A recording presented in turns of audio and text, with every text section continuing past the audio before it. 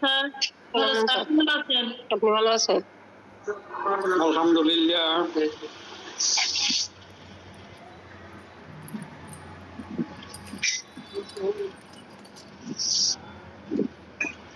পড়াশোনা কেমন চলে আপনাদের?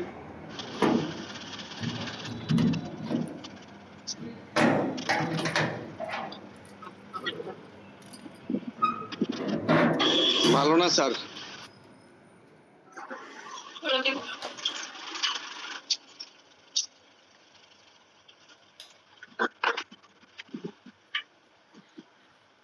কেন ভালো না কেন?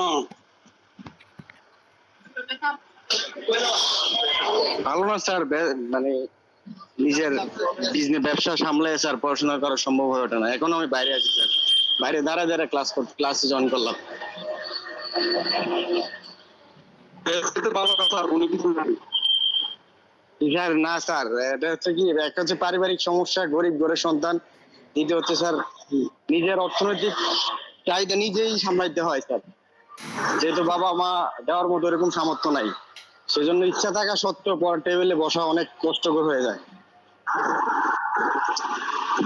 দেশের বাড়ি কোথায় স্যার? দেশের বাড়ি হচ্ছে কুমিল্লা। কুমিল্লা কোন জায়গায় পড়ছেন? কুমিল্লা হচ্ছে স্যার, আমি কুমিল্লা ল কলেজের স্টুডেন্ট, কুমিল্লা বরুড়া থানা। বরুড়া কোথায় পড়ছে? বরুড়া সাহারপুদুয়া স্যার, পুদ্দার বাড়ি।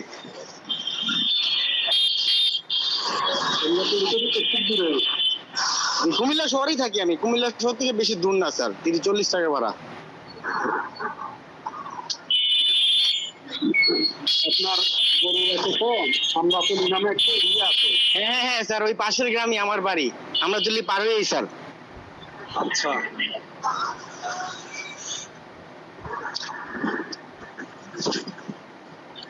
এমনিতে আমি স্যার ভিক্টোরিয়া কলেজ থেকে এমবিএ করেছি স্যার, অ্যাকাউন্টিং এ।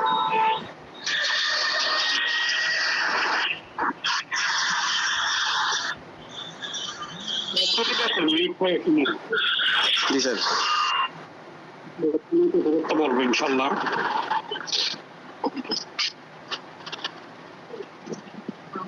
রহিম সাহেব, শেয়ার করতে গেলে আপনার তিনিয়াতে চাপ দিলাম, তারপরে 3 মার্কায় চাপ দিলাম।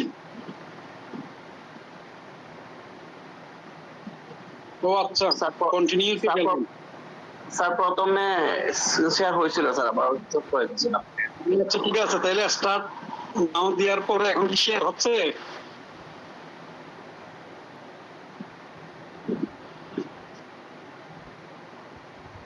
স্যার হয়েছে স্যার, এখন মাঝখানে বের হয়ে যান, তারপরে কি পিডিএফে ঢুকেন স্যার, তাহলে ঠিক দেখা যাবে। এখন কি করে বের হবো? স্যার যে মাঝখানে যে আপনার চতুর্ভুজের মতো একটা বক্স আসলো না স্যার, এটাতে ক্লিক করেন। আচ্ছা বুঝছি। হ্যাঁ, এখন স্যার আপনি পিডিএফে ঢুকেন স্যার। বুঝছি।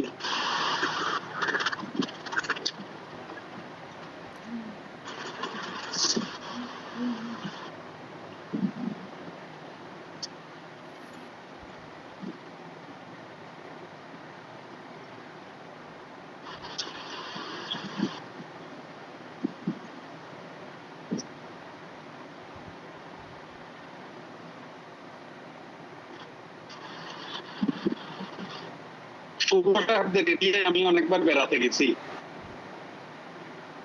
দেওয়াতলি। আপনাদের আর একটু পশ্চিমে হবে।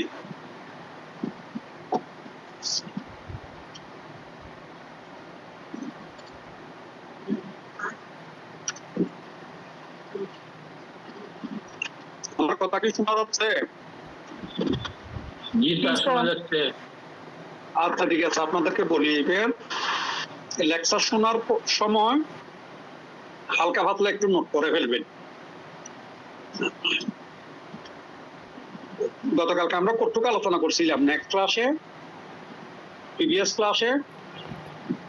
চিরস্থায়ী নিষেধাজ্ঞা পর্যন্ত। চিরস্থায়ী নিষেধাজ্ঞা পর্যন্ত না? ধারা 54। ধারা 54। আচ্ছা ঠিক আছে, মনে পড়ছে এখন। সর্বশেষ আছে 5টি ক্ষেত্রে আদালত চিরস্থায়ী নিষেধাজ্ঞা দ্বারা চূড়ান্ত মতে মঞ্জুর করতে পারে, ওইখানে শেষ হয়েছিল।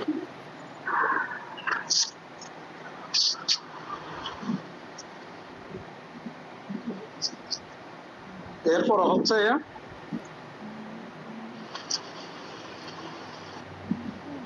বই তুলতে হবে না, আগে সবাই শুনেন মনোযোগ দিয়ে, তারপরে নিজের ভাষায় ইনশাল্লাহ লিখতে পারবেন। এই অস্থায়ী নিষেধাজ্ঞা, চিরস্থায়ী নিষেধাজ্ঞা, এরপর অন্তর্বর্তীকালীন নিষেধাজ্ঞা নিয়ে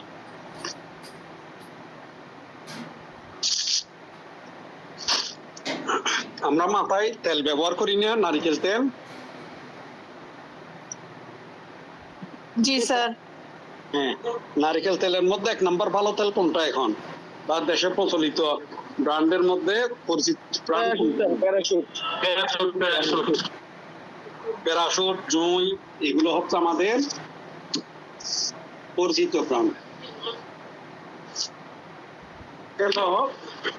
প্যারাশুটটা যখন চলতেছে আমরা কি করতেছি, আমরা তো স্বভাব ছাড়া প্যারাশুটটাকে নকল করার চেষ্টা করতেছি।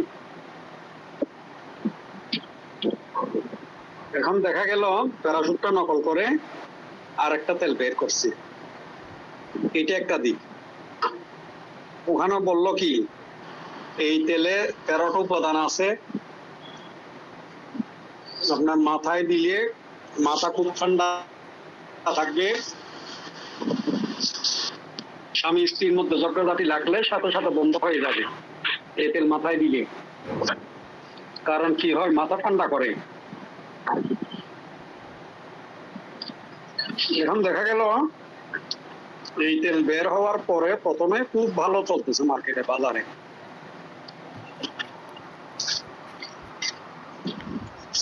এরপরে আমার পাশাপাশি দেখা দেখি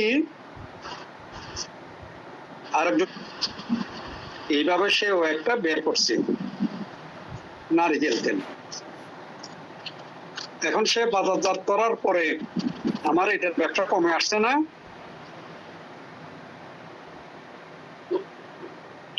এই যে বললো 13-14টা উপাদান দিয়ে তৈরি, খুব উপকারী, মাথা রাখে ঠান্ডা, স্বামী স্ত্রীর ঝগড়াঝাটি বন্ধ হবে, ইত্যাদি ইত্যাদি। কিন্তু আসলে কি দোনোটা হচ্ছে ভেজাল, দোনোটা কি ভেজাল। কিন্তু ফাইনালি কি হলো,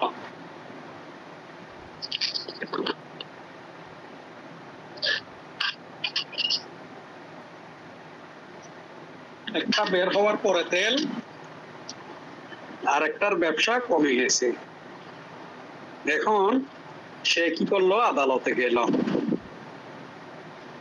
যে সে স্যার আমারটা নকল করে সে এই তেল বের করছে। এখন আদালত দুজনকে ডাকলো, দুজনের তেলের নমুনা নিল, সবকিছু নিল, বিএসটিএ টেস্ট করে দেখে যে আসলে এই যে 13-14 উপকরণের কথা বলতেছে সব ভেজাল, কিছু কেমিক্যাল দিয়ে এগুলো বের করছে। কি করছে, কিছু কেমিক্যাল দিয়ে এগুলো বের করছে। যে মাথা ঠান্ডা রাখার কথা বলে, ঠান্ডার পরিবর্তে আরো গরম হয়ে যায়। তাইলে এক্ষেত্রে কি নিষেধাজ্ঞা পাবে? সেদিন নিষেধাজ্ঞার কথা বললো আদালতের কাছে, প্রেয়ার দিছে, কথা শোনা যায়? জি স্যার। শোনা যায় স্যার। কথা শোনা যায়, তাহলে রেসপন্স করতে হবে। কথা শোনা গেলে এখন এক পক্ষ যে নিষেধাজ্ঞার জন্য গেছে আর ব্যবসার জন্য, সে কি করতে পারবে? সে কি নিষেধাজ্ঞা পাবে এক্ষেত্রে? না, পাইতো না স্যার। জি না স্যার। পাবে না, নিষেধাজ্ঞা পাবে না, এটা একটা দিক। আরেকটা জিনিস দেখেন, আপনাদের দেশে সবচেয়ে প্রসিদ্ধ মিষ্টির দোকানগুলো কি আনবে?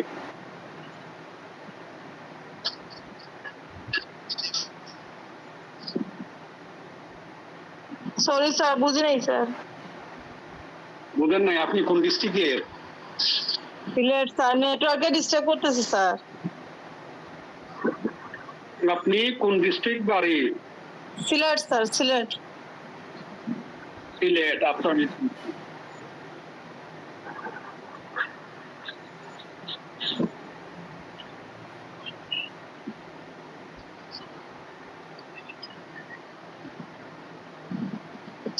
রায়হান সাহেব, মাহিয়া মাহি নামে আইডি যেটা, উনি নাকি জয়েন হতে পারতেছেন না। জি স্যার, আমি দেখতেছি স্যার। একে একটু মেসেজ দেন যা হতেছে। এরপরে সিলেটও আমাদের চট্টগ্রামের মিষ্টির ব্র্যান্ড গুলো প্রায় আছে। বনফুল, সিলেটের একটা বনফুল আছে, আমাদের চিটংয়ের একটা বনফুল জি আছে। স্যার। এই সুবানি ঘাটের ওখানে বেড়াইতে গেছিলাম, বনফুল। জি স্যার।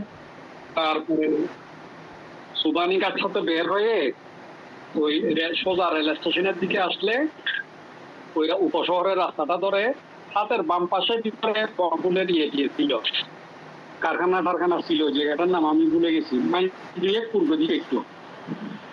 তো যা হোক, এখন এই যে বনফুলের দোকানটা কি করছেন, সাপোজ আপনি কিনে নিছেন, বনফুল থেকে চুক্তি করে কিনে নিছেন যে এই দোকান এখন থেকে আপনি পরিচালনা করবেন, তারা সিলেটে আর ব্যবসা করতে পারবে না। ওদের সুনাম সহ পুরো ব্যবসাটা কিনে নিছে। কিনে নেওয়ার পরে দেখা গেল এই যে বনফুলের অন্যান্য কারিগর যারা ছিল, লোকজন ওখান থেকে বের হয়ে তারা নিজেরা আপনার দোকানের আশেপাশে গিয়ে আর একটা মিষ্টির দোকান দিয়ে ওরা ব্যবসা বাণিজ্য পরিচালনা করতেছে। এক্ষেত্রে আপনার ব্যবসার লস হচ্ছে না? জি অবশ্যই। তাইলে আপনার ব্যবসা তখন লস হবে, কি করবেন? আপনাকে আপনার নিষেধাজ্ঞা চাইতে হবে। এই ক্ষেত্রে কি আপনি নিষেধাজ্ঞা পাবেন? সে কি স্যার একই নামে আরেকটা প্রতিষ্ঠান খুলছে নাকি ভিন্ন নামে স্যার? ভিন্ন নামে খুলছে। সাপোজ মনে করেন সে ভিন্ন নামে খুলছে, কিন্তু সেটাও মিষ্টির দোকান। হোক স্যার, সে ভিন্ন নামে যদি খুলে তাইলে আর আমার আপত্তি কি স্যার? না, সে ভিন্ন নামে খুললেও আপনি নিষেধাজ্ঞা পাবেন। তার কারণ আপনি তার মালিক থেকে ফুল একটা চুক্তি করে সেটা কি করছেন, পুরো জিনিসটা আপনি কিনে নিছেন। এই যে তার সুনাম সহ তার কারখানা, তার কর্মচারী সবাইকে, এখন ওই প্রতিষ্ঠানের 3-4 কর্মচারী বের হয়ে আলাদাভাবে গিয়ে মিষ্টির দোকান দিক সমস্যা নাই, কিন্তু আপনার ধারে দিতে পারবে না।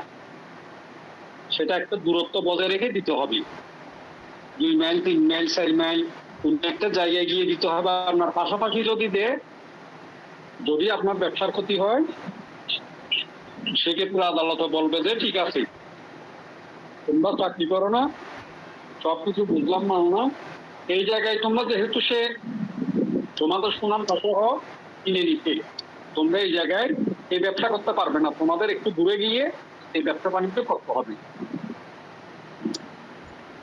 এটাকে বলা হয় নেতিবাচক নিষেধাজ্ঞা। এই যে 57 নম্বর সেকশনে আমরা পড়বো, এটা হচ্ছে কি নেতিবাচক নিষেধাজ্ঞা। এটার আরো সুন্দর উদাহরণ আছে। এটা সুন্দর উদাহরণ হচ্ছে যে আমরা টিভি চ্যানেল কি কি আছে আমাদের ভালোর মধ্যে, চ্যানেল আই, এটিএন, এরপরে মনে করেন বাংলা ভিশন, হ্যাঁ। এখন সাপোজ মনে করেন আমরা কি করি, এর আলোচনা করি, এই ল বিষয়ক পড়াশোনার আলোচনা করি একটা চ্যানেলে। আমি তাদের সাথে চুক্তিবদ্ধ হলাম যে আপনাদের চ্যানেলে আমি আগামী 1 বছর কি করব, এলএলবির বিভিন্ন টপিকস আলোচনা করব। তারা আমাকে মাসে মাসে বা বছরে একটা সম্মানী দিবে।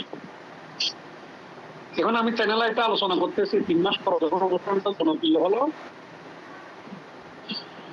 তখন কি করছে,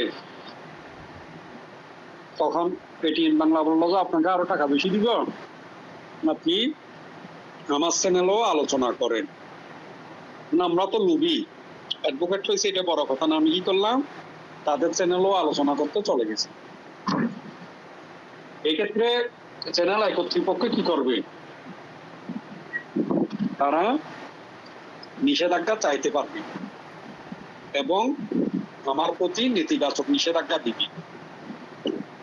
জি, চ্যানেল আইতে আমি প্রোগ্রাম করার কথা নাও বলতে পারি আদালতে, কারণ এটা আমার ব্যক্তিগত দক্ষতা যোগ্যতা, কিন্তু কি বলতে পারে আপনি চ্যানেল আর বিষয়ে কি করবেন না করবেন সেটা সম্পূর্ণ আপনার ব্যাপার, কিন্তু যেহেতু চ্যানেল এর সাথে আপনার একটা চুক্তি আছে, আপনি এটিএন বাংলায় ওই চুক্তি থাকা বজায় থাকাকালীন সময়ে আপনি আলোচনা করতে পারবেন না। এটাকে বলা হয় নেতিবাচক নিষেধাজ্ঞা। এরপরে প্রথমে আমরা যে জিনিসটা আলোচনা করছিলাম যে নিষেধাজ্ঞা দিবে না, এর কারণ কি? আপনাকে নিষেধাজ্ঞা যদি পেতে হয় পরিষ্কার হাতে আসতে হবে। 10% এরকম কেউ আছেন?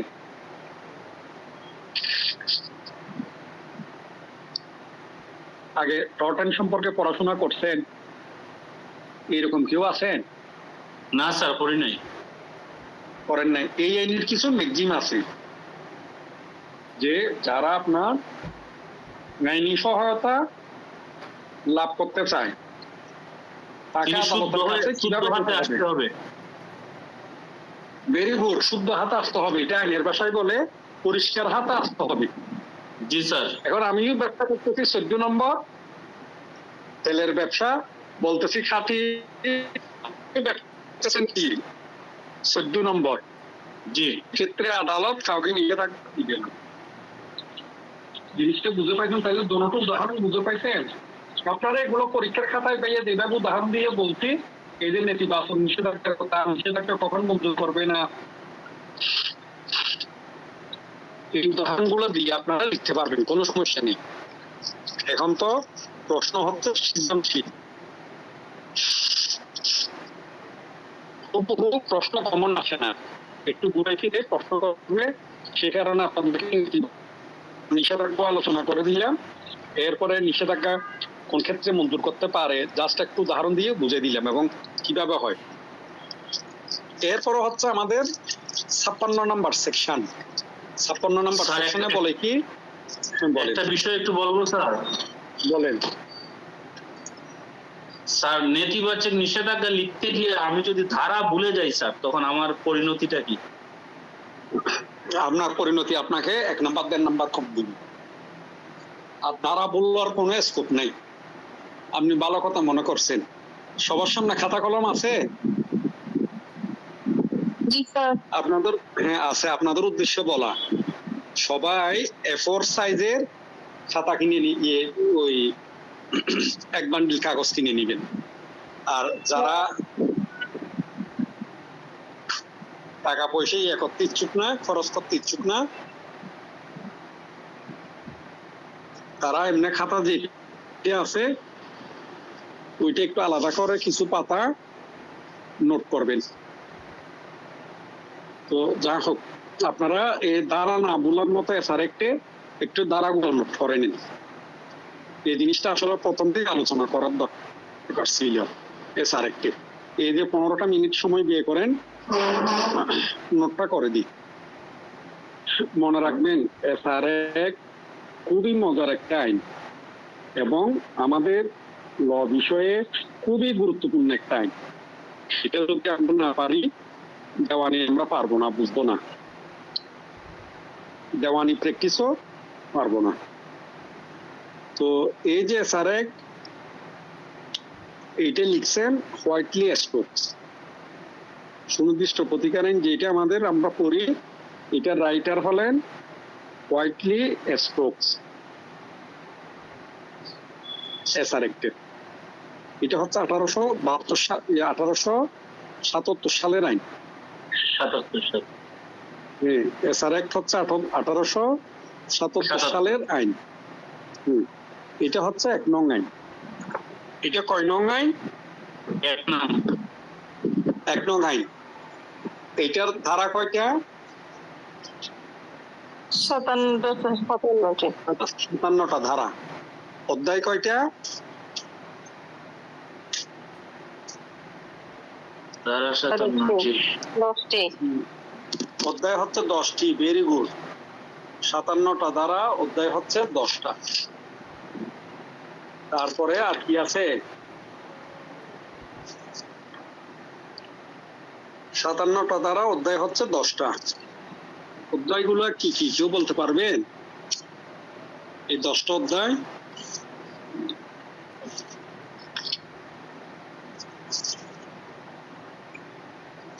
অতটা বুঝতাম পারতাম না স্যার। স্থাবর সম্পত্তি পুনরুদ্ধার একটা, হুম, নিষেধাজ্ঞার একটা, তারপরে সুনির্দিষ্ট কার্য সম্পাদন। আচ্ছা, আমরা সিরিয়ালি আসি। যা হোক, এলোমেলো বললে তো হবে না। এখানে মনে রাখবেন এইটা অন্য আইন থেকে একটু ডিফারেন্স। লিখেন, এরপরে লিখেন এটা হচ্ছে মূল আইন। এটা কোন ধরনের আইন? মূল আইন, সাবস্টেন্টিভ ল। এই সুনির্দিষ্ট প্রতিকারটা হচ্ছে মূল আইন, সাবস্টেন্টিভ ল।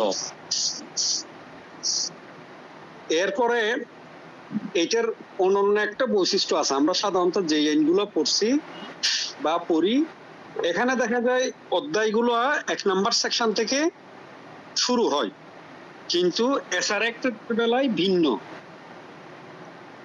এই এসআর অ্যাক্টে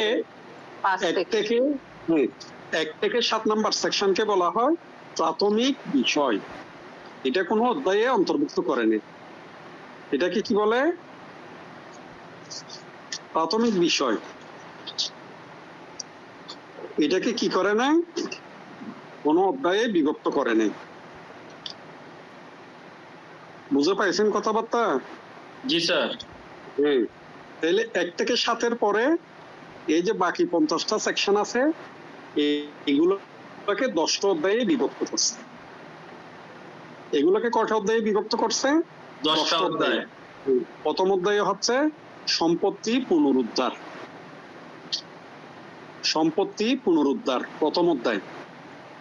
এটা হচ্ছে আপনার 8 থেকে 11। 8 থেকে 11।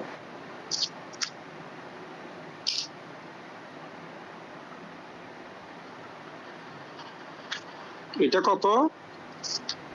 8 থেকে 11।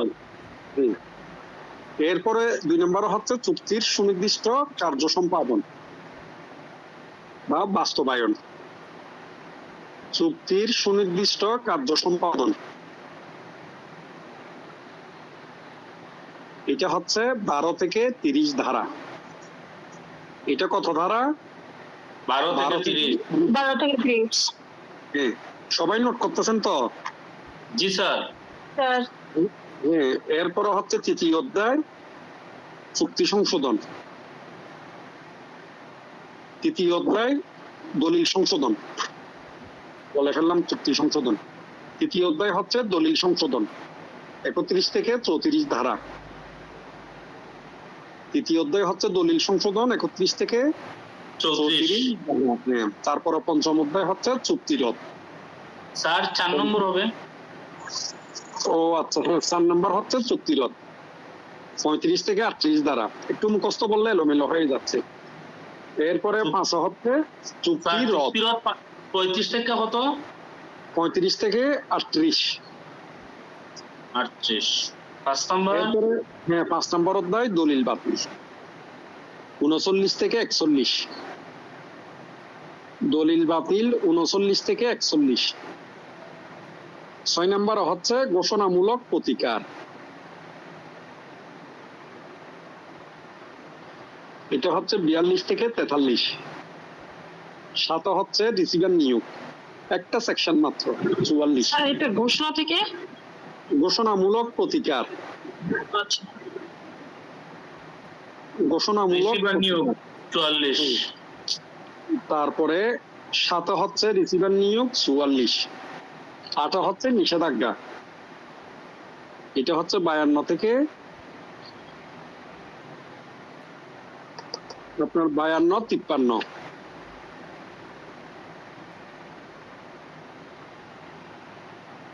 জি তারপরে 9 হচ্ছে আপনার নিষেধাজ্ঞা মঞ্জুর। একটু আমার কি এলোমেলো হয়ে যাচ্ছে? স্যার অষ্টম হবে 45 থেকে 51। অষ্টম অধ্যায় হবে 45 থেকে 51। কেন 52 থেকে 56 বলো স্যার? জি না স্যার। হ্যাঁ বলছি। স্যার 52 থেকে 53 না নিষেধাজ্ঞা? হ্যাঁ একটা মিনিট। আপনার 45 থেকে 51 এইগুলো বাতিল অষ্টম অধ্যায়। অষ্টম হ্যাঁ অষ্টম অধ্যায় হচ্ছে বাতিল 45 থেকে 51। নবম অধ্যায় হচ্ছে 45 থেকে 51। নবম অধ্যায় হচ্ছে 52 থেকে 53 নিষেধাজ্ঞা সম্পর্কে। স্যার তাহলে এখানে 6 নম্বরে যে ঘোষণামূলক এটা কত থেকে? বলবো সবকিছু বলবো, আগে আমরা যেটা লিখতেছি নোটটা করে ফেলবো। 6 নাম্বারটা হচ্ছে 42 থেকে 43। এটা আলাদা ভাবে আর সবসময় রিসিভারটা? রিপিট করবো, আবার আমি রিপিট করে দিচ্ছি আপনাদের, সমস্যা নেই, লিখতে থাকেন। এরপরে হচ্ছে 9 নম্বরও হচ্ছে 52-53 চিরস্থায়ী নিষেধাজ্ঞা, সরি সাধারণ নিষেধাজ্ঞা। এরপরে 10 নম্বরে হচ্ছে 54 থেকে 57। বুঝি নাই কথা আপনাদের। 52 থেকে 52-53 তো বললেন স্যার নিষেধাজ্ঞা মঞ্জুর। হ্যাঁ ওই তো সাধারণ নিষেধাজ্ঞা আর কি, এটা যেটা নিষেধাজ্ঞা মঞ্জুর এটা হচ্ছে সাধারণ নিষেধাজ্ঞা। এরপরে হচ্ছে 54 থেকে 57 চিরস্থায়ী নিষেধাজ্ঞা, দশম অধ্যায়। এইবার মিলান, শুরু থেকে আসেন। 1 থেকে 7 প্রাথমিক বিষয়। তারপর হচ্ছে আমাদের প্রথম অধ্যায় সম্পত্তির পুনরুদ্ধার পুনরুদ্ধার 8 থেকে 11। 8 থেকে 11। চুক্তি সুনির্দিষ্ট কার্য সম্পাদন 12 থেকে 30। হ্যাঁ অধ্যায় 3 দলিল সংশোধন 31 থেকে 34। অধ্যায় 4 চুক্তি রদ 35 থেকে 38। অধ্যায় 5 দলিল বাতিল 39 থেকে 41। অধ্যায় 6 ঘোষণামূলক প্রতিকার 42 থেকে 43। অধ্যায় 7 রিসিভার নিয়োগ 44। এটা 45 নাকি? আচ্ছা আমি শেষ করি, আমি যা লিখছি কি ভুল শুদ্ধ করে কারেকশন করবেন। অধ্যায় 8 বাতিল 45 থেকে 51। অধ্যায় 9 সাধারণ নিষেধাজ্ঞা 52 থেকে 53। অধ্যায় 10 চিরস্থায়ী নিষেধাজ্ঞা 54 থেকে 57। ঠিক আছে। এটা আরেকজনে যেটা বলছিলেন 45 ওই রিসিভারের কথা, রিসিভার হচ্ছে 44। 45 থেকে 51 হচ্ছে বাতিল। বাতিল। আচ্ছা সবাই লিখছেন তো এইভাবে? স্যার রিসিভার নিয়োগ এটা 40 থেকে কত? এটা শুধু এটা শুধু 44। ও আচ্ছা আচ্ছা।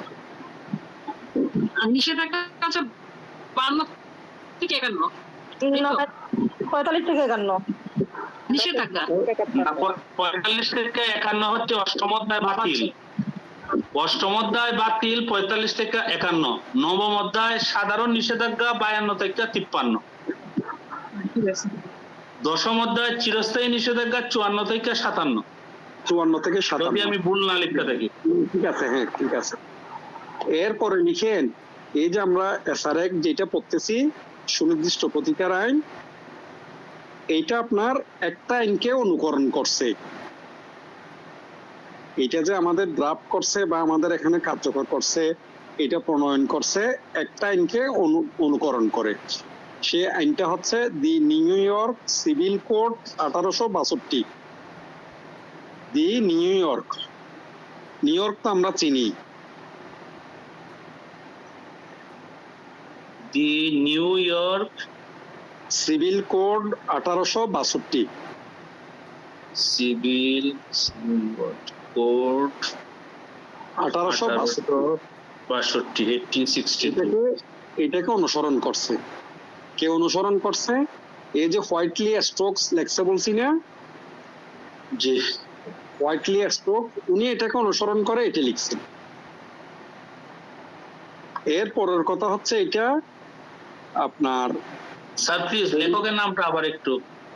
হোয়াইটলি স্টকস, WHITLEY, আর স্টকস STOKES, স্টকস।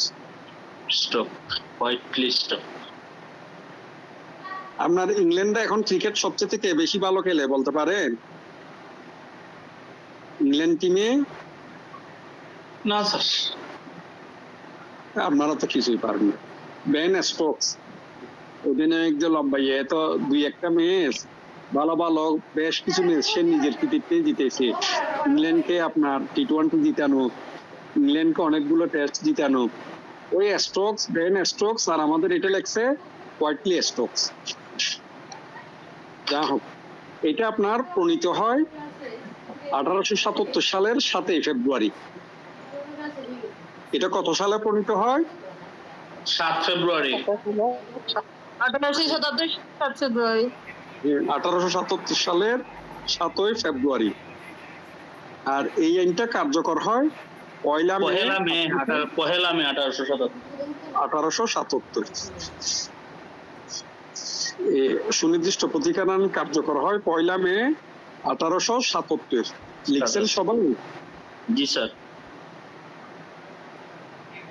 আচ্ছা, তাইলে মোটামুটি আমরা প্রাইমারি বিষয়গুলো নিয়ে এছাড়া একটা সংক্ষিপ্ত একটা সিনপসিস পরিস্থিতি আমরা পেয়ে গেছি।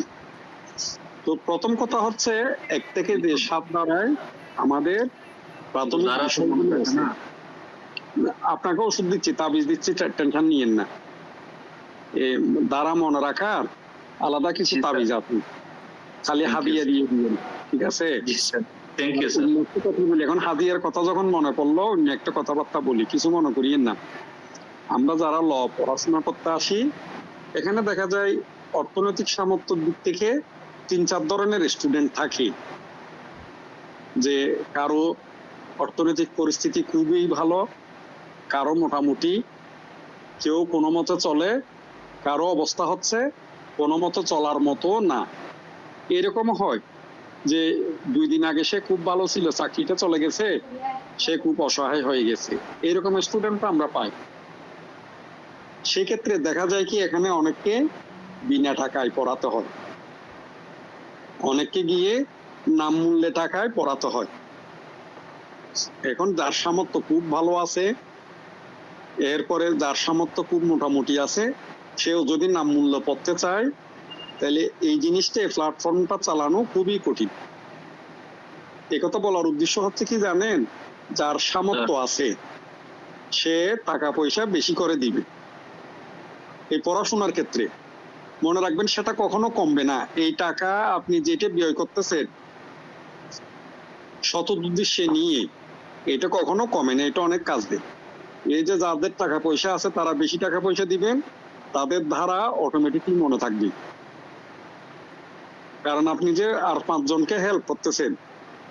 এই যে এই প্ল্যাটফর্মে আমরা এখানে যে 14-15 জন আছি, দেখা গেল এখানে 2 থেকে 3 জন 4 জন ফ্রিতে পড়তেছেন। তাইলে তাদের জন্য উপকারটা হলো না? এই প্ল্যাটফর্মটা চালু থাকলে সেই সুবাদ। ধন্যবাদ। হ্যাঁ, এরপর আসে আমরা প্রথম খণ্ডে। 1 নম্বরে হচ্ছে আমাদের সংক্ষিপ্ত শিরোনাম ধারা। প্রায় সবগুলো আইনের সেম কথা, শর্ট টাইটেল, সংক্ষিপ্ত শিরোনাম। 2 বাতিল, এটা মুখস্থ রাখার দরকার নেই। 3 হচ্ছে ব্যাখ্যামূলক অনুচ্ছেদ।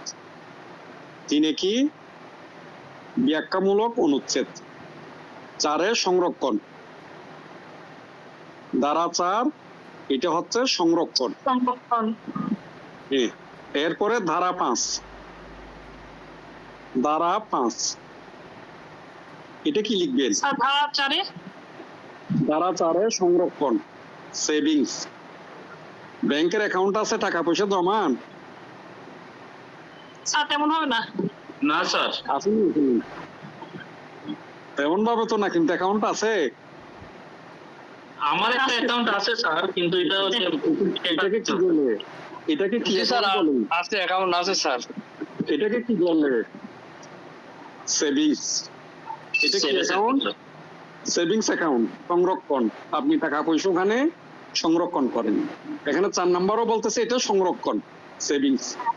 এটা এইভাবে বলার কাহিনী কি জানেন, এই সেভিংস শব্দটা নিয়ে বিভিন্ন ধারায় ব্যবহার হয়, সে কারণে মনে রাখার উদ্দেশ্যে এটা বলা যে আমরা যখন সেভিংস করব তখন মনে রাখবো আমার ব্যাংকের অ্যাকাউন্টের ধরনটা যেটা, এই ধারাটা আপাতত সেইটা। 5 হচ্ছে ধারা 5, আমরা মনে রাখবো প্রতিকার 5। ধারা 5 আমরা কিভাবে মনে রাখবো? প্রতিকার 5, ধারা 5 প্রতিকার 5।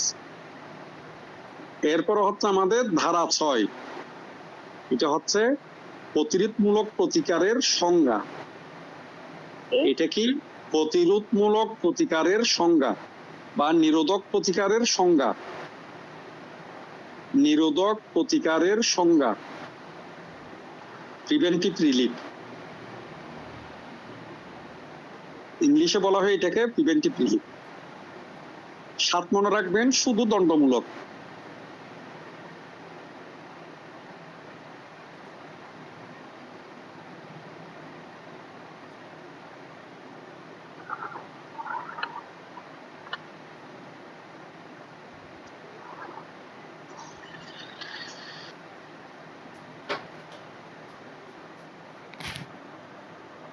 আট নাম্বার জি স্যার। সেকশন থেকে, হ্যাঁ 8 নাম্বার জি, সেকশন স্যার। থেকে প্রথম অধ্যায় শুরু আমাদের। একটু এবার সবাই মিউট হয়ে আমরা লিখি আগে। 8 নাম্বার সেকশন থেকে আমাদের প্রথম অধ্যায় শুরু। তাইলে ওখানে সেকশন ছিল 4টা, 8, 9, 10, 11। মনে রাখবেন 8, 9 হচ্ছে স্থাবর সম্পত্তি নিয়ে, 8টা মনে রাখবো স্থাবর সম্পত্তি পুনরুদ্ধার। 8টা হচ্ছে স্থাবর সম্পত্তি পুনরুদ্ধার। 9 হচ্ছে দখলচ্যুত ব্যক্তির মামলা। 9 হচ্ছে দখলচ্যুত ব্যক্তির মামলা। 10 হচ্ছে অস্থাবর সম্পত্তি পুনরুদ্ধার। 10 হচ্ছে অস্থাবর সম্পত্তি পুনরুদ্ধার। তারপর হচ্ছে আমাদের 11। 11 তো হচ্ছে তার একটু পরবর্তী বলি। দখলের অধিকারী ব্যক্তি। হ্যাঁ।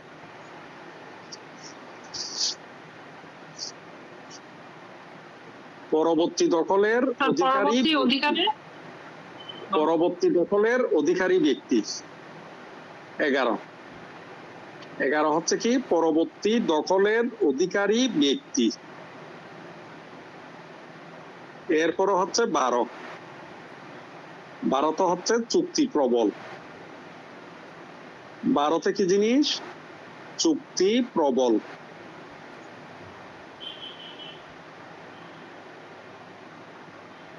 13 তো হচ্ছে বিলুপ্ত। 13 তো হচ্ছে বিলুপ্ত। 14তে ছোট।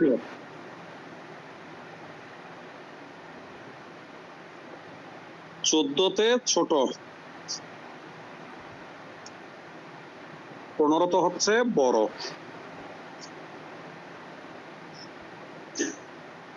16 তো হচ্ছে স্বতন্ত্র। 16তে স্বতন্ত্র। 17 তো হচ্ছে অন্যান্য। 17 তো হচ্ছে অন্যান্য। 18 তো হচ্ছে ক্রেতার অধিকার। 18 তো হচ্ছে ক্রেতার অধিকার। 19 ক্ষতিপূরণ। 19 ক্ষতিপূরণ। 20 হচ্ছে প্রতিবন্ধক নয়। প্রতিবন্ধক নয় 20। 21 হচ্ছে নামঞ্জুর। 21 নামঞ্জুর। 21 কতে রেজিস্ট্রেশন। 21 ক রেজিস্ট্রেশন। 22 হচ্ছে বিবেচনামূলক ক্ষমতা। 22 বিবেচনামূলক ক্ষমতা।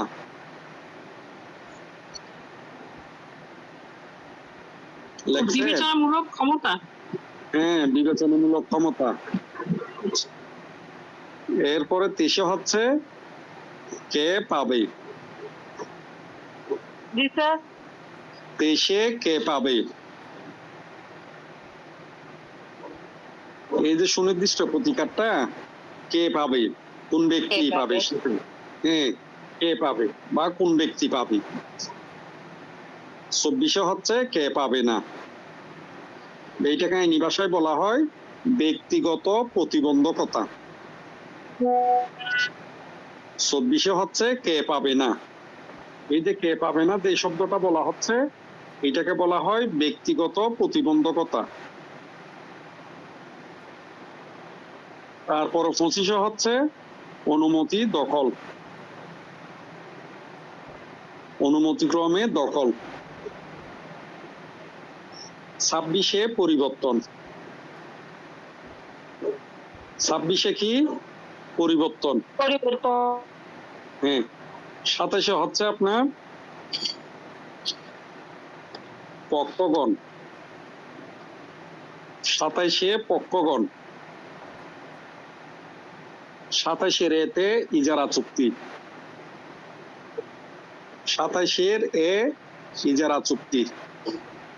মনে রাখবেন সুনির্দিষ্ট প্রতিকার আইনে এ ধরে দুইটা সেকশন, একটা হচ্ছে 21-এর এ, একটা হচ্ছে 27-এর এ। 21-এর এটা হচ্ছে রেজিস্ট্রেশন, 27-এর এটা হচ্ছে ইজারা চুক্তি। লিখছেন? জি স্যার। জি স্যার। এরপর হচ্ছে আমাদের 28।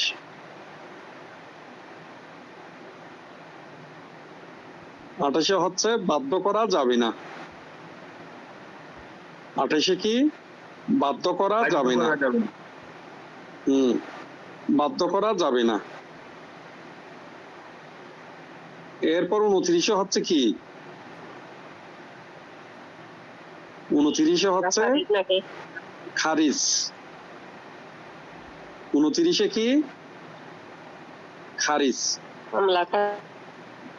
হ্যাঁ, মামলা খারিজ যা হোক। 29-এ হচ্ছে খারিজ। 30-এ হচ্ছে পত্তনি। 30 জি, 30 30-এ পত্তনি। সব বুঝলাম, এটা আরেকবার একটু বলেন। বোঝা যায় নাই। হ্যাঁ। 29-এ হচ্ছে খারিজ। 30-এ হচ্ছে পত্তনি। প তয়ত দন্তিয়ান দীর্ঘিকার। দরকার নেই 30 লিখতে না পারলেও সমস্যা নেই, 30 এত গুরুত্বপূর্ণ না। 30 থেকে কখনো প্রশ্ন আসে না, দরকার নেই। 31-এ হচ্ছে দলিল সংশোধন। 31-এ দলিল সংশোধন। 33-এ 32-এ অনুমান। 32-এ অনুমান। 33-এ হচ্ছে আপনার মূলনীতি। 33-এ মূলনীতি, হ্যাঁ।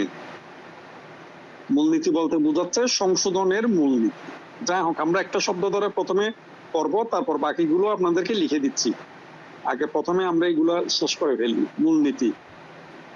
এরপরে 34-এ হচ্ছে কার্যকরীকরণ। 34-এ হচ্ছে কার্যকরীকরণ। 35-এ চুক্তিরোধ। 35-এ চুক্তিরোধ। 36-এ হচ্ছে ভুল। 36-এ ভুল। 37-এ হচ্ছে বিকল্প। 37-এ হচ্ছে বিকল্প। 38-এ হচ্ছে বিকল্প পর্যন্ত লিখছেন? জি। জি স্যার। 38-এ ন্যায়পরায়ণতা। 38-এ হচ্ছে ন্যায়পরায়ণতা। 38-এ যখন আসছি আপনাদেরকে একটা জিনিস দিয়ে ভুল বলছিলাম। এই যে টর্ট আইনে ম্যাগজিমের কথা বলছিলাম না, আসলে টর্ট আইনে ম্যাগজিম না, এটা হচ্ছে ইকুইটি ল যেটা আছে ন্যায়পরায়ণতা নাই, ইকুইটিতে হচ্ছে ম্যাগজিম। Very good. ইকুইটিতে হচ্ছে ম্যাগজিম। টর্টও কিছু কিছু ম্যাগজিম আছে, তবে ম্যাগজিম আপনাদের আইনের জন্য গুরুত্বপূর্ণ হচ্ছে ইকুইটি ল। ইকুইটি লতে যে ম্যাগজিন গুলো আছে যে বিচার প্রার্থীকে পরিষ্কার হাতে আসতে হয়, তারপর আপনার কি বলে ওই বিচার যত দেরি হয় তত আপনার ডিনাই হয়, এই জাতীয় কিছু ম্যাগজিন আছে ওখানে। এই যে 12-14টা ওখান থেকে প্রশ্ন আসে প্রতি বছর, যে কোনো ম্যাগজিন ব্যাখ্যা বিশ্লেষণ করা, ওই জিনিসগুলো গুরুত্বপূর্ণ। তো যা হোক, ন্যায়পরায়ণতা বলার পরে ওই আইনটার কথা মনে পড়লো, ইকুইটি ল। আসলে আপনারা তো অনেক ভাগ্যবান, ভাগ্যবান বলতে একটা প্ল্যাটফর্ম পাইছেন, কিছু পড়াশোনা করতেছেন। প্রথম পত্র আমাদের এমন অবস্থা ছিল, ভাইয়া নিজে গার্মেন্টস এর জব করতাম, এখন ওখানে থাকলে তো জেলখানার মতো পরিবেশ, পড়াশোনার সময় কোথায়। এই যে একদিন পরে এগুলো পরীক্ষা দিয়া পরবর্তীতে আমরা সাফার করছি। তো যা হোক, 38-এর পর হচ্ছে আমাদের 39 দলিল বাতিল, 39 হচ্ছে দলিল বাতিল, 40 হচ্ছে আংশিক বাতিল,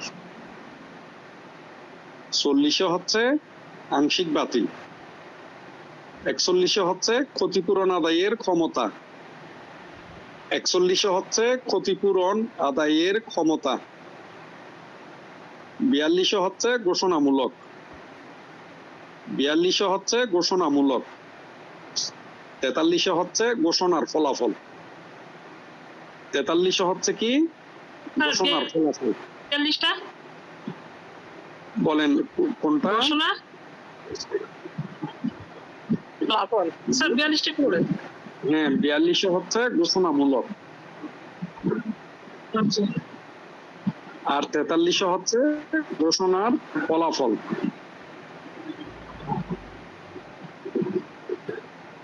42 হচ্ছে ঘোষণামূলক, 43 হচ্ছে ঘোষণার ফলাফল, 44 হচ্ছে রিসিভার নিয়োগ।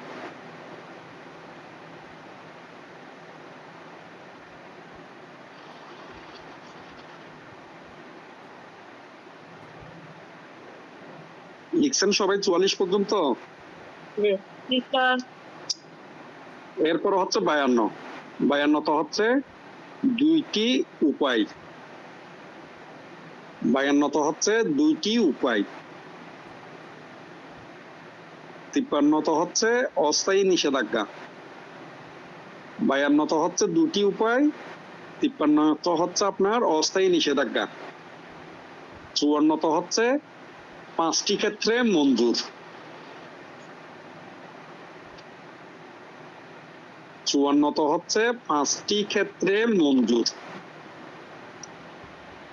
একটু আমরা ভারতে যাই, ভারত আমরা কি লিখছিলাম? চুক্তি প্রবল লিখছি না?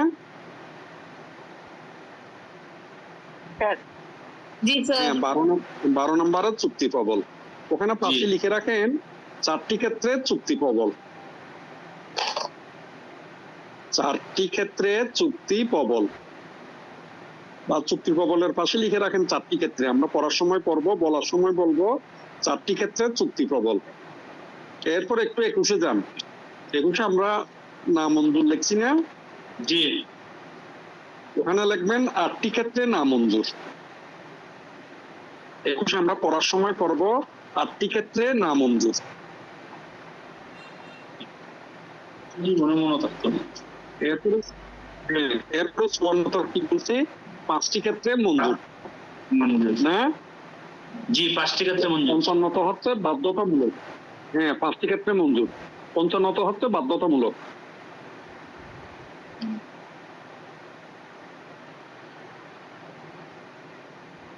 পঞ্চান্ন তো হচ্ছে বাধ্যতামূলক। 56 তো হচ্ছে 11টি ক্ষেত্রে না মঞ্জুর।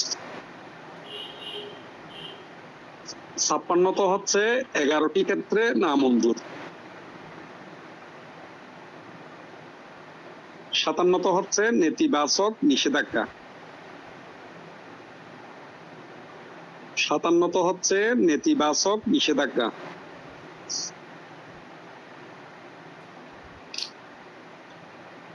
এবার এই যে 1টা 2টা 3টা 4টা শব্দ, এগুলো ধরে ধরে সেকশন গুলো মনে রাখতে পারবেন?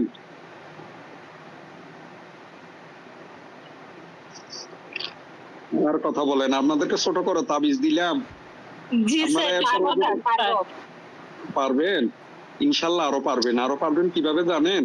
এই শব্দগুলো ধরে যখন ভাইয়া নেক্সট ক্লাসে আপনাদের এসআর একটা বিশ্লেষণ করে দিব, তখন আরো পারবেন। আপনাদের হালকা পাতলা শোনার মতো এনার্জি আছে?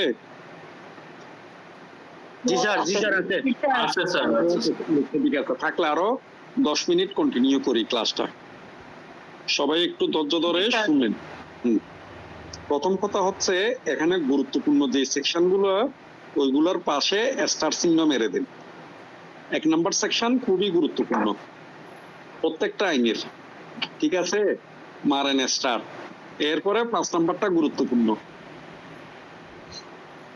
মারছেন। তারপরে 8, 9, 8, 9, এরপরে 12, 21,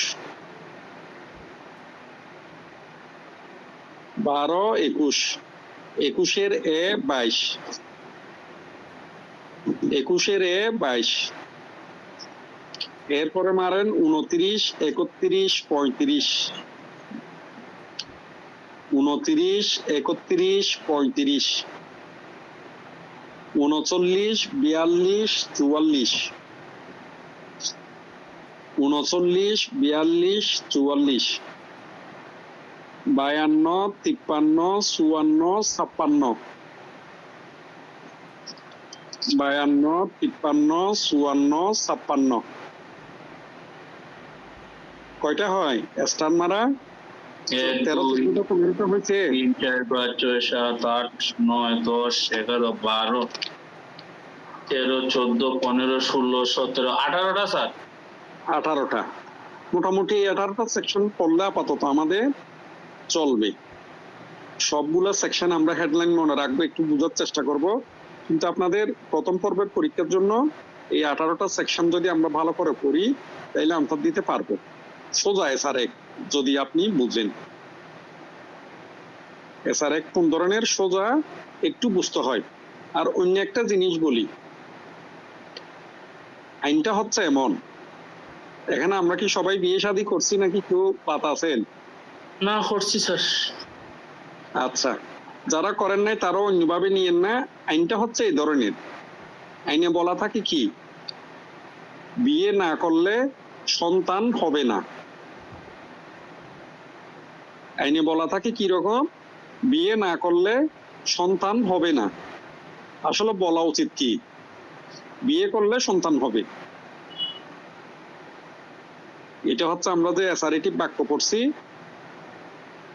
বা পজিটিভ পড়ছি বাক্য, সেটা হচ্ছে পজিটিভ।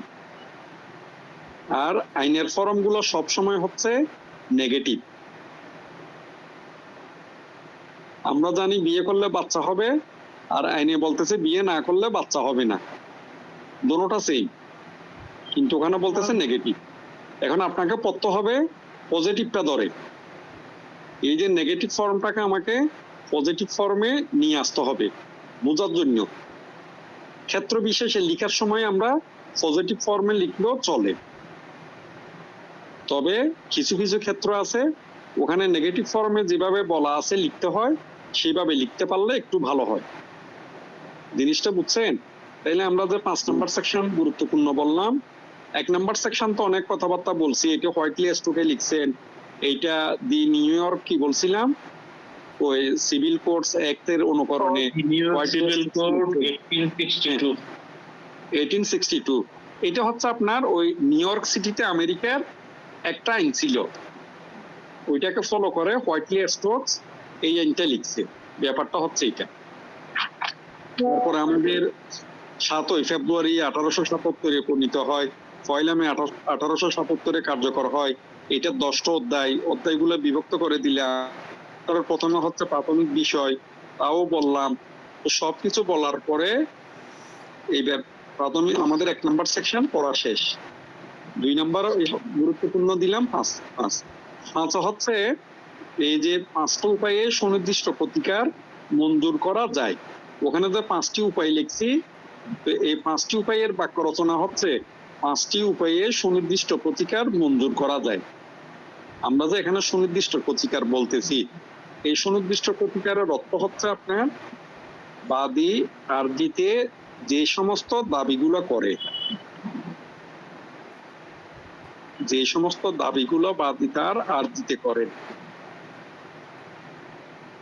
এবং এর ভিত্তিতে যে সমস্ত প্রতিকারগুলো প্রার্থনা করে, আদালত যদি ওই দাবিগুলো মঞ্জুর করে, ওই প্রতিকার প্রদান করে, তাহলে সেটাকে কি বলবে?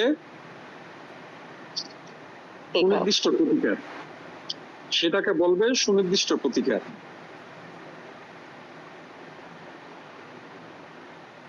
কোর্ট কাছারিতে গেছেন বা আদালতে গেছেন বা আরজির কথা শুনছেন, এরকম কেউ আছেন?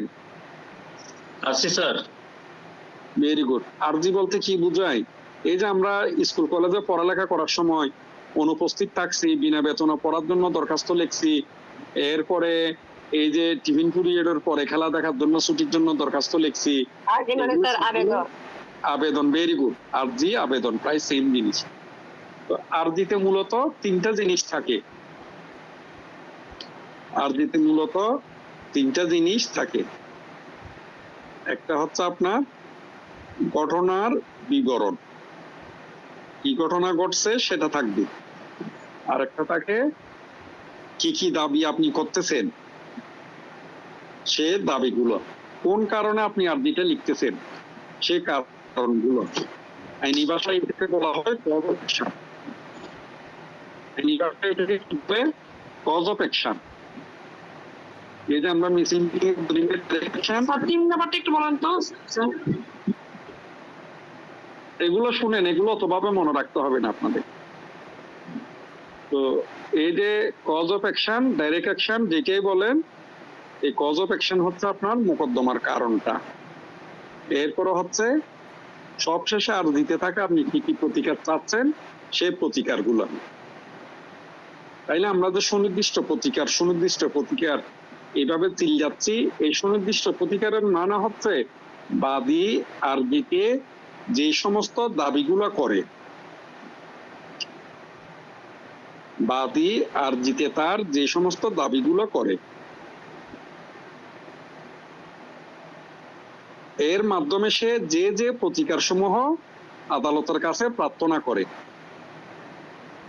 আদালত যদি তার দাবিগুলো মঞ্জুর করে, ওই সমস্ত প্রতিকার সমূহ প্রদান করে, তাহলে সেটাকে কি বলবে? সুনির্দিষ্ট প্রতিকার। এই জিনিসটা লিখে নিতে পারেন। হ্যাঁ, ওইটাকে বলবে কি? সুনির্দিষ্ট প্রতিকার। তাহলে এই সুনির্দিষ্ট প্রতিকার আদালত কয়টি উপায়ে মঞ্জুর করেন, কয়টি উপায়ে দেন, সেটা বলছে 5 নং ধারায়। এই সুনির্দিষ্ট প্রতিকার 5টি উপায়ে দেয়। সে 5টি উপায়ে দেয়। 5টি উপায়ের মধ্যে হচ্ছে, প্রথমে হচ্ছে দখল, গ্রহণ, অর্পণ। প্রথমে কি আপনার দখল, গ্রহণ, অর্পণ। পাশে লিখে রাখেন 8 থেকে 11 ধারা।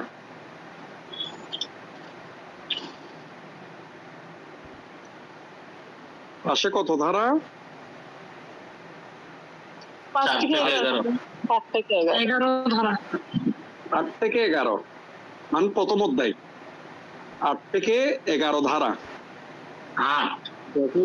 হ্যাঁ, 8 থেকে 11 দখল, গ্রহণ, অর্পণ। 8 থেকে 11 প্রথম অধ্যায়। দ্বিতীয়ত বলতেছে আদেশমূলক। দ্বিতীয়ত বলতেছে কি কি? আদেশমূলক, আদেশ দিয়ে। সে আদেশমূলকের মধ্যে হচ্ছে আপনার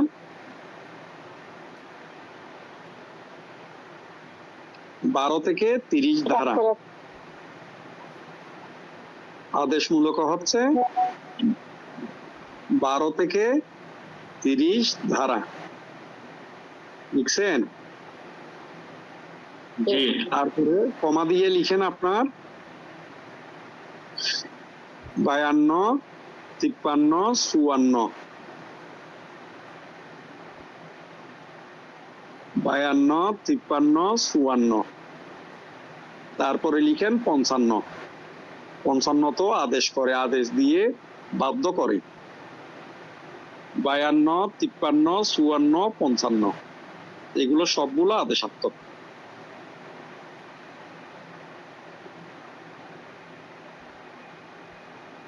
তারপরে হচ্ছে নিষেধাত্মক, নিষেধ করে। তারপরে হচ্ছে নিষেধ করে। সে নিষেধের বেলায় গিয়েও 52, 53, 54, 56 এগুলো পড়ে যায়। তার কারণ হচ্ছে আপনার এগুলো হয় আদেশ করবে না হয় নিষেধ করবে।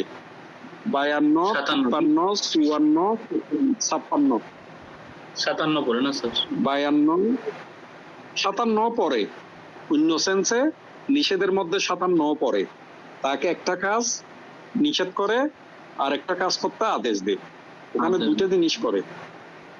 স্যার কিছুতে 12 থেকে 30 এটা কি দিচ্ছেন? বুঝি নাই কথা আপনাদের। 12 থেকে 30 12 আদেশমূলক। থেকে 30 এটা আদেশগুলো। আদেশমূলক। এগুলো আদেশ দিয়ে আদালতে বাস্তবায়ন করে, করার জন্য আর- আদেশ দিয়ে। আর এটার নিচে যে স্যার 52, 53, 54, 55 এগুলো নিষেধাত্মক হয়, ক্ষেত্র বিশেষে আদেশাত্মক হয়। এই যে 3 নম্বরে যেটা নিরোধমূলক প্রতিকার আছে, নিরোধমূলক প্রতিকার যেটা নিয়ে এটা সংজ্ঞা বিশেষ করে এইটা মঞ্জুরের উপায় দিছে 52-তে, যে দুটো উপায়ে নিরোধক প্রতিকার বা প্রিভেন্টিভ রিলিফ মঞ্জুর করা যায়। যাই হোক, এরপরে এই জিনিসগুলো আবার বোঝার জন্য, ঠিক আছে, এগুলো স্পেসিফিক কোনো কিছু একেবারে বাধ্যতামূলক বা ম্যান্ডেটরি ওইরকম কোনো কিছু না। আমরা মনে রাখার জন্য, সংক্ষেপে বোঝার জন্য এই জিনিসগুলোকে এইভাবে বিভক্ত করা। এরপরে ঘোষণামূলক যেটা, এটা হচ্ছে 42 ঘোষণামূলক প্রতিকার। 3 নম্বরে হচ্ছে ঘোষণামূলক প্রতিকার। 4 নম্বরে এটা হচ্ছে 42। 5 নম্বরে হচ্ছে রিসিভার নিয়োগ, এটা হচ্ছে 44। তাইলে আপনার ধারা 5, প্রতিকার 5, এই প্রতিকার কে দিয়ে থাকেন? আদালতে দিয়ে থাকেন। কয়টু পাইয়ে দেন? 5টু পাইয়ে দেন। সেগুলো কি? হ্যাঁ, দখল, গ্রহণ, অর্পণ, আদেশাত্মক, নিরোধক, হ্যাঁ নিষেধাত্মক বা নিরোধক। ভেরি গুড, এটা নিষেধাত্মক বলে। এরপর হচ্ছে ঘোষণামূলক, তারপর হচ্ছে রিসিভার নিয়োগ। হ্যাঁ, ঘোষণামূলক, রিসিভার নিয়োগ। তাইলে 5 নম্বর সেকশন আমাদের গেল। 8 নম্বর হচ্ছে আমরা লিখছি কি? স্থাবর সম্পত্তি পুনরুদ্ধার। এটা হচ্ছে আপনার সুনির্দিষ্ট স্থাবর সম্পত্তি পুনরুদ্ধার। সুনির্দিষ্ট স্থাবর সম্পত্তি পুনরুদ্ধার। এই যে স্থাবর সম্পত্তি যেটা, এটা স্পেসিফিক হতে হবে, সুনির্দিষ্ট হতে হবে। আমরা কোনটা পুনরুদ্ধার করব, এটা একটা নির্দিষ্ট করা হতে হবে। হ্যাঁ, সুনির্দিষ্ট। তো ওখানে আপনার এসআর অ্যাক্টে এই কথা বলার পরে বেশি কোনো কিছু বলে নাই। বলছে কি, এই যে সুনির্দিষ্ট স্থাবর সম্পত্তি পুনরুদ্ধার করবে, সেটা আপনার দেওয়ানি কার্যবিধি 1908-এ যে নিয়ম কানুন গুলার কথা বলছে, ওইগুলো অনুসরণ করে এটা কার্যকর করা হয়। এখানে বলছে এই জিনিসটা শুধু, আর কোনো কিছু বলেনি। ঠিক আছে, আমরা এতটুকু মনে রাখবো। 8-এ 9-এ মনে রাখবো। 9-এ বলছিলাম কি, দখলচ্যুত ব্যক্তির মামলা। দখলচ্যুত ব্যক্তি কোথায় থেকে দখলচ্যুত হলে? যদি কেউ স্থাবর সম্পত্তি থেকে দখলচ্যুত হয়। মনে রাখবেন, বলছিলাম 8-9 স্থাবর সম্পত্তির বেলায় প্রযোজ্য। তাইলে দখলচ্যুত ব্যক্তির মামলা কখন করবে? সে যদি কোনো স্থাবর সম্পত্তি থেকে দখলচ্যুত হয়। এখানে জমিদার শ্রেণীর কেউ আছেন? ঘরটর ভাড়া দিচ্ছেন বা দোকান টোকান ভাড়া দিচ্ছেন, এরকম কেউ আছেন জমিদার?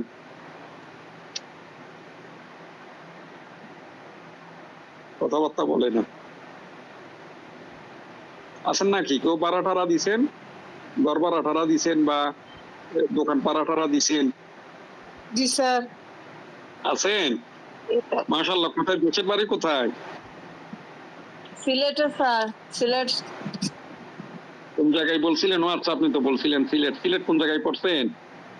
এটা বিশ্বনাথ উপজেলা স্যার। বিশ্বনাথ। ও আচ্ছা, আমাদের ইলিয়াস আলীর ওখানে বিশ্বনাথ। যা হোক, তো এখন আপনি দোকানটা ভাড়া দিচ্ছেন না, এখন ভাড়াটিয়াকে যদি আপনি উচ্ছেদ করতে চান, তাহলে আপনার কি করতে হবে? আপনাকে ভাড়াটিয়াকে আইনি নোটিশ দিতে হবে। নোটিশ দেওয়ার পরে সে উঠে নাই, আপনার তার বিরুদ্ধে মামলা করতে হবে, আইনগত ব্যবস্থা নিতে হবে। মামলায় আপনি রায় ডিক্রি পাইছেন, আদালত পুলিশের সাহায্য নিয়ে আপনি তাকে উচ্ছেদ করছেন। এটা হচ্ছে 9 নম্বরের বিষয়বস্তু। এখন স্যার। আপনি কি করছেন? হ্যাঁ, আমাকে বলতে দেন, আগে শুনেন ভালো করে। এখন বিপদটা কোথায়? এই যে মামলা কোথায় করবে, এটা হচ্ছে আপনার কাজ, আপনি জমিদার। এখন বারাটিয়ার কাজ কি? বারাটিয়ার কাজ হচ্ছে আপনি যখন নোটিশ দিছেন, সে কি করবে? আপনার উকিল নোটিশটা পেয়ে সে আপনার বিরুদ্ধে কি করবে? মামলা করবে যে আমি তো দীর্ঘদিন এখানে ব্যবসা বাণিজ্য করতেছি, যদিও বা চুক্তিতে আছে 2 মাসের নোটিশে আমাকে দোকান ছেড়ে দিতে হবে, 6 মাসের নোটিশে আমাকে দোকান ছেড়ে দিতে হবে, বারাগত ছেড়ে দিতে হবে। এখন আমি যেহেতু এখানে ব্যবসা বাণিজ্য করি, আমার কিছু লেনদেন আছে, বাকি ব্যক্তি আছে, আদালত আমি আপনার কাছে প্রতি মাসে মাসে ভাড়াটা দিব, আমাকে আপাতত এটা কন্টিনিউ করার সময় সুযোগ দেন। আমি আমার সুবিধাজনক মতো সময়ে আমি কি করব? এই দোকানঘর ভাড়াঘর আমি ছাড়বো। তাইলে একটা হচ্ছে আপনার অধিকার, আর একটা হচ্ছে ভাড়াটিয়ার অধিকার। এখন আপনি কি করছেন? ভাড়াটিয়াকে নোটিশ দিচ্ছেন, মামলা মোকদ্দমাতে কোনো কিছু তো জান নাই, আপনি আমাদের ইলিয়াস আলীর মতো ক্যাডার ছিলেন, এই পিস্তল রিভলভার এগুলোর ভয় দেখায় ভাড়াটিয়াকে কি করছেন? বের করে দিয়েছেন, দখলচ্যুত করছেন। তাইলে সে কি করতে পারবে? এই দখল পুনরুদ্ধারের জন্য আমাদের এসআর একটি নির্ধারণ অনুযায়ী সে মামলা করতে পারবে। হ্যাঁ, ভেরি গুড। এসআর একটি 9 ধারা অনুযায়ী মামলা করতে পারবে। তাইলে মনে থাকবে এসআর একটি 9 ধারা মূল বিষয়টা কি? ভাইয়া সংক্ষেপে বলে দিচ্ছি, আপনার সামারি করে দিচ্ছি। যাই হোক, আর 5 মিনিট বেশি সময় বিরক্ত করবো না, নিয়োগ করবো না। অন্য কেউ অন্যভাবে নিয়েন না। ইলিয়াস আলী বাংলাদেশের যে আমরা ক্যাডার বলি না, বা একসময় আর্মস ক্যাডার বলতো, সে বাংলাদেশের যদি 10 জন বড় আর্মস ক্যাডারকে হিসাব করে, তার মধ্যে ইলিয়াস আলী একজন। পরবর্তীতে এমপি হওয়ার পর এগুলো ছেড়ে দিয়ে সে অনেক জনহিতকর কাজও করছে, আবার বিএনপির অনেক জনপ্রিয় নেতাও ছিলেন। ভাইয়েরা, যখন 10-এ ইন্টারে পড়ি তখন উনি ঢাকা ইউনিভার্সিটি কাঁপায়, ছাত্র দলের সেক্রেটারি ছিলেন, এবং সারা বাংলাদেশে ফুল ছাত্র দলের তখন জয় জয়কার। বিএনপি ক্ষমতায়, সে গ্রুপের নেতৃত্ব দিত।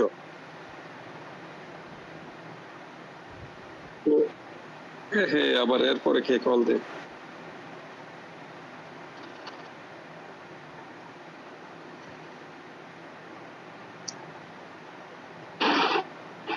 আচ্ছা, যা হোক। তারপর 12 নম্বরের থেকে আমরা 4টি ক্ষেত্রে চুক্তি সুনির্দিষ্ট কার্য সম্পাদন দেওয়া যায়। ঠিক আছে, তাহলে আজকে ক্লাসটা এতটুকুতে কন্টিনিউ করি। ইনশাল্লাহ নেক্সট ক্লাসে বাকি জিনিসগুলো আলোচনা করব। ভাইয়ের বিদেশ থেকে ফোন আসতেছে, তো আপনাদেরও অনেকক্ষণ সময় নিলাম।